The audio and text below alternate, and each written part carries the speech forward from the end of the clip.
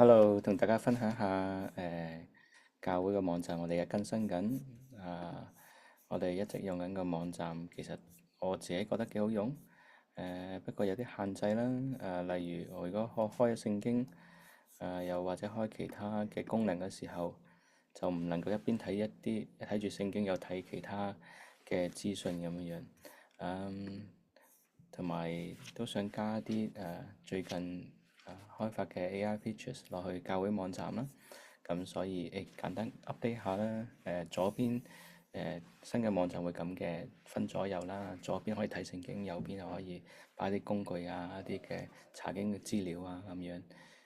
可以 support 唔同嘅 tab 啦，好似你開一啲嘅瀏覽器，咁你可以開唔同嘅聖經啦，一次過開幾本都得。然之後咧，因為有 tab 咧嘅緣故，就可以隨時開某一本，或者加多幾本嚇，或者呢度試下加多幾本聖經，可以比較啦，或者唔同用途嘅查考啦。最終都會加啲 AI features 啊，好似而家之前同大家介紹有個叫做 Agent Mode 係可以全自動咁樣去幫助查經，或者係 Partner Mode 係去一個拍檔模式幫助查考聖經。不過嗰度都網上版咧仍然整緊嘅，不過示範一個簡單嘅示範啦。呢個係聊天嘅模式。又或者我哋可以開嗰個時序表啦，即係聖經嘅時序表啦。叫呢個版面好似靚過我哋而家用緊個網站。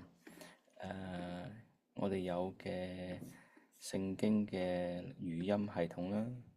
He lets me lie down in green pastures. 同樣 He 呢度 leads 都 me 有啦。 beside quiet waters. 同之前都一樣嘅，好彈性 You 嘅。 prepare a table, 隨時你想揀邊一節去聽呢，都係得嘅。又可以咧拉左拉右啊，放大放細啊，咁變咗彈性啲啦。甚至你話淨係睇工具嗰個版面，或者睇聖經嘅版面，係隨時可以切換嘅。大 screen 就容易啦，可以左右啦。如果係細 screen 咧，佢會自動偵測，就變咗分上下啦。咁都係可以即係因應唔同嘅情況啦，希望會好啲啦。好啦，多謝大家收睇呢個分享，拜拜。